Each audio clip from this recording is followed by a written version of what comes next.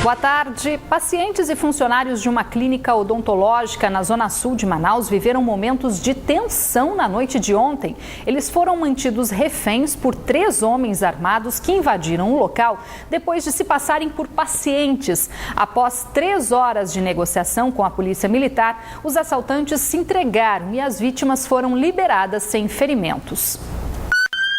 Foram mais de 2h30 na mão dos assaltantes. 3 homens armados entraram nesta clínica no bairro Petrópolis, na zona sul de Manaus, por volta das 6 horas da noite desta segunda-feira e anunciaram o assalto. 11 pessoas que estavam lá dentro foram feitas reféns. Este homem, que prefere não mostrar o rosto, disse que ficou assustado quando viu a movimentação próximo à casa dele. Cara, eu fiquei apavorado, porque minha filha menor, né, eu sabia que ela devia estar bem angustiada lá dentro com a situação, né, com bastante medo.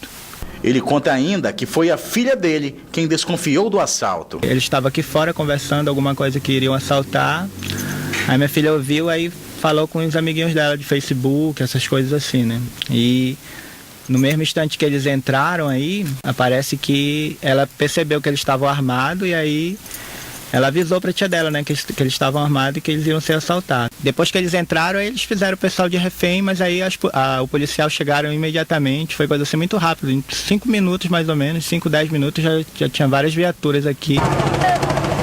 O local ficou cercado pela polícia e por uma multidão que acompanhou o passo a passo das negociações. Eram quase 9 da noite quando os 3 suspeitos resolveram se entregar para a polícia, após a chegada de um representante dos direitos humanos. Logo que me viram, entregaram as armas, se renderam e depuseram as armas, tiraram as munições, jogaram as armas para mim na área e logo depois se deitaram para que fossem algemados. Entre os 11 reféns, mulheres e uma criança. Todos foram liberados sem ferimentos. Quando a polícia chegou, aí disseram que perdeu e queriam matar. Eu falei, não, tudo de boa. Aí no final mandaram liberar todo mundo. Eu fiquei, ele, o meu amigo e um senhor ali. Ficamos nós 3 como refém. Mas eles foram super bacana, conversaram bacana, não bateram em ninguém. Na delegacia, os suspeitos foram identificados como Alessandro Marques Bentes, de 36 anos, Antônio Oliveira Ribeiro Filho, de 22 anos, e Tiago Antoni Wilkins Paz, de 20 anos. A mãe de Tiago contribuiu com a polícia durante as negociações. Pelo fato dos indivíduos terem praticado um crime de roubo, né, em concurso com sequestro, é interessante os mesmos serem ouvidos na delegacia de roubos e furtos, pois nós já temos informações que eles têm participação em outros crimes de roubo. E após a prisão, a polícia descobriu que um dos suspeitos já havia praticado outros assaltos aqui na capital, entre eles o de uma casa lotérica no bairro Mauazinho na semana passada. A reportagem sobre este assunto você confere ainda nesta edição. O julgamento dos 5 delegados da Polícia Civil que assumiram a vaga mesmo sem terem sido aprovados no concurso público realizado em 2009 foi mais uma vez adiado no Tribunal de Justiça do Amazonas. Desta vez porque um dos desembargadores pediu vistas do processo. Dos 19 desembargadores do Tribunal de Justiça do Amazonas, 14 se declararam aptos a votar no processo que envolve 5 delegados da Polícia Civil, que assumiram os cargos, mesmo sem terem sido aprovados na prova discursiva do concurso público realizado em 2009. O caso ficou conhecido como o Quinteto Fantástico, já que os envolvidos são parentes de políticos e autoridades do Estado. Entre eles, o ex-secretário de Inteligência e Segurança Pública, Tomás de Vasconcelos, o filho do delegado-geral da Polícia Civil da época, Caio César Medeiro Nunes, Laura Câmara, que é sobrinha de um deputado federal, e Herbert Ferreira Lopes, irmão de um desembargador.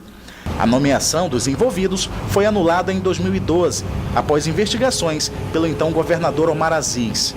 Na época, os delegados chegaram a sair dos cargos, mas foram reintegrados por meio de uma liminar e agora tentam reverter a decisão do governo do Amazonas. A questão aqui é o julgamento final do mandado de segurança para manter a liminar que considerou nulo o decreto do governador. O relator do processo, o desembargador João Simões, votou a favor do grupo e foi seguido por outros 3 desembargadores. Mas após a sustentação oral do advogado de defesa e do representante do Ministério Público do Estado, o desembargador Cláudio Rossin pediu vistas do processo, que tem mais de 150 páginas. Agora é aguardar o retorno que se dá em uma sessão do pedido de vista para manifestações dos demais desembargadores, que aguardamos, sinceramente, que acompanhem o relator.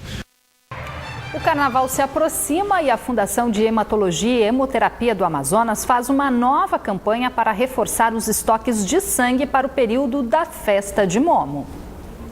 Nos próximos dias, o carnaval será o tema principal das palestras e atrações artísticas na Fundação de Hematologia e Hemoterapia do Amazonas. Desta vez, a campanha para aumentar os estoques de sangue do Hemoan conta com o reforço de empresas e secretarias selecionadas. Mais doadores voluntários também são bem-vindos e também podem ajudar nas doações de sangue durante o período carnavalesco.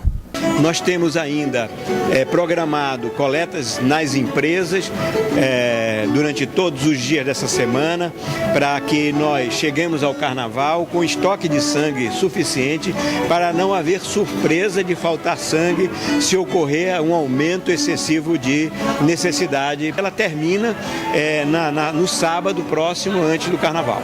Cada bolsa dessas pode ajudar até 3 pessoas. E para doar não é difícil. Basta ter entre 18 e 65 anos, sem histórico de hepatite e pesar mais de 50 quilos. Aos 20 anos, Marcos vai doar pela primeira vez e, para ele, um importante gesto de solidariedade. É a primeira vez. Eu vi a campanha na TV, eu vi que o povo está precisando aí, o Hemoan tá com estoque baixo, então eu vim dar essa força aqui. O Hemoan fica na Avenida Constantino Neri, bem pertinho da Arena da Amazônia, na zona centro-sul de Manaus. O atendimento acontece de segunda a sábado, das 7 da manhã às 6 da noite. Você vai conhecer agora um projeto social que está ajudando a recuperar jovens dependentes químicos na zona oeste da capital. A proposta tem como base o esporte e a religiosidade. Na parede, a mensagem deixa claro quem é o verdadeiro mestre desses alunos. O projeto social da Academia Holy Vision foi criado há 7 anos com o objetivo de ajudar, por meio do esporte, na recuperação e reabilitação de jovens com dependência química. Antes de cada aula, um momento religioso onde os alunos fazem uma oração. Dias de paz, dias de prosperidade na tua presença, que tu os cubra com teu sangue. O idealizador do projeto destaca a importância de integrar o esporte com o lado religioso, para incentivar o atleta a viver também em harmonia com a família. Com esse mesmo intuito de trabalhar os princípios, propósitos e valores, né? Claro, trabalhando os nossos alunos, mas chegando até a família deles. Porque, na verdade, tudo que eles passam hoje, essa desmotivação e muitas das vezes as dificuldades, na verdade, é uma dificuldade familiar, de estrutura. Então, a gente vem trabalhando isso ao longo desse projeto também. A parte social. O projeto social hoje atende mais de 150 alunos em todas as idades e não envolve apenas ex-dependentes químicos. O pequeno Mesaque treina há 2 anos. Em pouco tempo já conquistou 12 medalhas. E quem pensa que ele quer parar se engana. Tô feliz que eu tenha ganhado tudo isso. Tô treinando mais pra ganhar a medalha.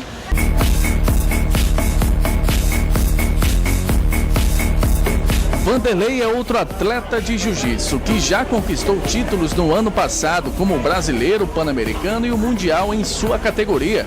Aqui eu consegui vários campeonatos, brasileiro, amazonense, pan-americano, Mercosul, entre outros. Estou no objetivo agora de ser campeão mundial, se Deus quiser vai dar tudo certo. E como sempre, botando Deus na frente de tudo. O treino está forte. O professor Sidney é quem treina toda essa turma e a dedicação vai além da preparação de cada um. Todos os aniversariantes do mês são recebidos com uma surpresa na academia. Pacto Social, trabalhamos também questão de comemorações, aniversários, então essa é a diferença da academia, não é uma academia convencional.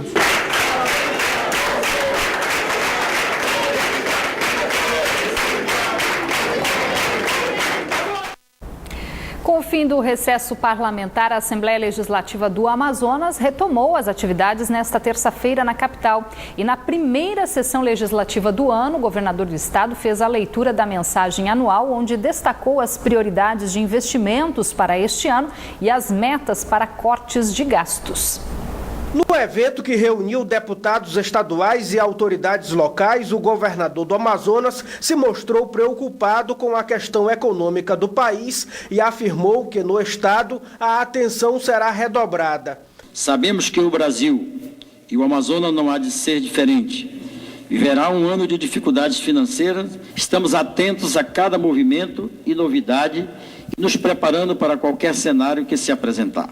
Durante a abertura dos trabalhos da primeira sessão do ano da Assembleia Legislativa, quando é lida a mensagem governamental, José Melo também destacou os avanços na área da saúde e o que chamou de metas ousadas. Fechando o ano de 2014 num volume de mais de 2,7 bilhões de reais investido nessa área da saúde pública aqui no estado.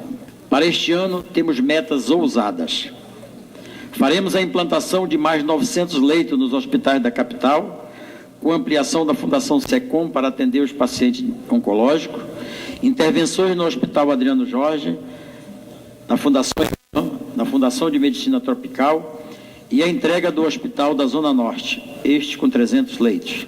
Diante dos deputados da base aliada e da oposição, o governador ainda destacou que até 2018 a área da educação deve representar 30% do orçamento do estado e voltou a dizer que pretende diminuir 700 milhões de reais por ano em custeio. Questionado sobre como será feita a reforma administrativa, José Melo preferiu não antecipar possíveis mudanças no governo. Vamos trabalhar ainda essa semana em torno dela, para, se Deus quiser, na segunda-feira, no máximo, já encaminharmos esta casa. As propostas de alteração prevêem, entre outras medidas, a extinção de algumas secretarias ou a transformação de outras em departamentos. Segundo o presidente da Assembleia Legislativa do Estado, a análise das mudanças será feita com cautela. Não há um prazo obrigatório, existe um prazo consensual, um prazo que a gente entende que nós devemos, antes dos feriados carnavalescos, terminar. Diante dos jornalistas, ao ser questionado sobre a crise hídrica e energética na região sudeste, o governador voltou a defender a proposta de levar água do rio Amazonas para estados que hoje sofrem com a falta de abastecimento. A pergunta que eu deixo para o Brasil é o seguinte: por que não levar água da foz do Amazonas, que tem em abundância, para o sul e sudeste e, sobretudo, para o nordeste, onde tem solos abundantes, extremamente ricos, só não tem água? Eu sou daqueles que entendo que a solução passa pelo Amazonas. E não precisaríamos estar levando água todo dia, não.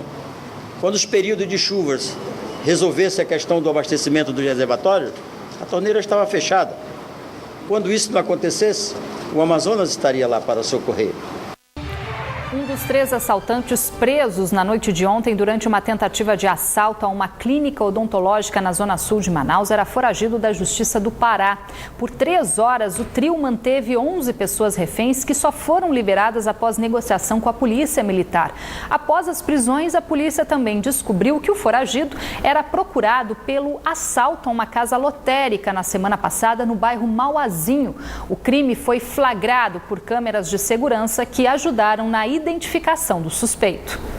Frios, calculistas. Este foi o perfil traçado pelo delegado ao falar dos 3 assaltantes que na noite de ontem invadiram esta clínica odontológica no bairro Petrópolis, na capital, durante uma tentativa de assalto e sequestro frustrado. Alessandro Marques Bentes, 36 anos, conhecido como Canibal, Antônio Oliveira Ribeiro Filho e Tiago Paes, de 20 anos, se entregaram após 3 horas de negociação. Os mesmos serão autuados por roubo majorado, tentado, na modalidade tentada, sequestro, e eu vou colocar uma associação criminosa, tendo em vista que eles estavam organizados e 3 pessoas. Com eles, a polícia apreendeu 2 revólveres calibre 38 e 12 munições, além de celulares. Na delegacia, a informação: Alessandro Marques Bentes é fugitivo do sistema penitenciário do estado do Pará e também já era procurado pela polícia de Manaus pelo roubo a esta casa lotérica no bairro Mauazinho, zona leste da cidade, no final do mês passado, de onde levaram R$51 mil. Câmeras do sistema de segurança flagraram um momento em que ele e o comparsa invadem a loteria para também fazer clientes e funcionários reféns. Alessandro aparece de boné, camisa azul. É o mais exaltado da dupla. O outro assaltante de camisa laranja ainda não foi identificado pela polícia. É o mesmo, confessa a autoria do crime e cumpriremos a prisão preventiva. Quem viveu o drama na noite de ontem tenta superar o trauma. No consultório, parte do que foi usado pelos bandidos, inclusive um pé de cabra e abraçadeiras, que foram usadas para amarrar as vítimas. Este homem, que prefere não se identificar, estava na sala de espera quando o assalto foi anunciado. Ele conta que as 11 pessoas que estavam na clínica foram amarradas. Ele, inclusive, chegou a ser agredido e serviu de escudo para os bandidos, assim que foram cercados pela polícia. Assim que adentraram a recepção, já começaram a se manifestar de forma diferente. A secretária percebeu que eles estavam um pouco agitados e começou a perguntar sobre o documento de identidade deles, né? Nesse momento ele sacou a arma e um deles ficou na recepção com os pacientes e o outro já adentrou um dos consultórios. Quando a secretária correu para se esconder, ela levou um telefone e já saiu ligando para a polícia e para os vizinhos também.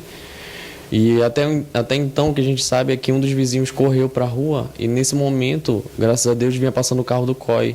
A vítima diz que por alguns momentos achou que iria morrer. É pavoroso, né? Não tenho como descrever assim, o terror que eu passei aqui, preocupado com a minha vida, com a dos demais que estavam aqui também. A vítima diz que por alguns momentos achou que iria morrer. Não tenho como descrever a brutalidade que foi no momento, assim. Eu só tenho que agradecer a Deus. Este foi o segundo assalto vivenciado pelos donos do consultório aqui no bairro e na mesma modalidade, também com sequestro. Mas segundo os empresários e os vizinhos aqui desta região, o bairro é bastante visado pelos bandidos. Isso porque ainda, conforme eles, quase todos os estabelecimentos desta área já foram alvos de marginais. Esta comerciante, que também prefere não se identificar, está assustada. Foi para ela que a secretária do consultório ligou para avisar da invasão na clínica. Mas o medo não é por isso. Ela já viveu o drama de ser assaltada. Somente no ano passado, o comércio dela foi invadido e roubado 2 vezes. Você só vive sobre o quê? Sobre assaltado, com medo de tudo, uma pressão danada que você não tem... Olha aqui nós já fomos assaltados, eu acho que mais de 6 vezes. Não, lógico que o ano passado foi só 2, mas já mais de 6 vezes. Entraram, foi 6 homens dentro da minha casa. Quer dizer, foi um terror aqui dentro. A tentativa de assalto à clínica odontológica na noite de ontem também foi registrada por câmeras de segurança, mas as imagens não foram liberadas pela polícia, que ainda investiga a participação de um 4º suspeito. Os 3 assaltantes já foram encaminhados para a cadeia pública Raimundo Vidal Pessoa, no centro da cidade. Começou nesta terça-feira a matrícula dos aprovados no Sistema de Seleção Unificado SISU e no processo seletivo contínuo PSC da Universidade Federal do Amazonas para ingresso em 2015. São 5.775 vagas em 115 cursos da UFAM. João Pedro, de 17 anos, vai cursar Ciências da Computação na Universidade Federal do Amazonas. Mas antes já foram muitas leituras e preparo. Teve todo o preparatório no 3º ano no colégio, com o intensivo, né? Agora já nessa reta final de 6 meses do ano passado para cá. Sempre gostei dessa área, era o que eu sempre queria. Assim como ele, outros aprovados no processo seletivo contínuo PSC e no Sistema de Seleção Unificada SISU da Universidade Federal do Amazonas para ingresso em 2015 já deram início ao processo de matrícula na UFAM. O prazo termina no próximo dia 6. Os novos alunos devem apresentar os documentos exigidos de acordo com a modalidade de inscrição, ampla concorrência ou reserva de vagas. Nós fizemos uma programação dividida em 4 dias, já que nós temos 115 cursos de graduação, nós dividimos esses cursos em grupos. Os novos acadêmicos serão automaticamente matriculados nas disciplinas do primeiro período de 2015. As aulas começam dia 6 de abril. A Fundação de Vigilância em Saúde divulgou hoje que o Amazonas apresentou redução de 82% nos casos de dengue em janeiro deste ano em relação ao mesmo período do ano passado. Foram 348 casos da doença contra 1.976 em janeiro de 2014. Até o momento, a FVS também confirma 7 casos importados da febre chikungunya no estado, doença que é transmitida pelo mesmo mosquito da dengue. 2 deles foram registrados só esta semana. Um paciente teria contraído a doença na Colômbia e outro na Venezuela. Ainda segundo a FVS, os trabalhos de combate ao mosquito Aedes aegypti seguem reforçados. O Band Cidade de hoje fica por aqui, mas você pode rever esta edição pela internet no site band.com.br/Amazonas. Vem aí o Jornal da Band.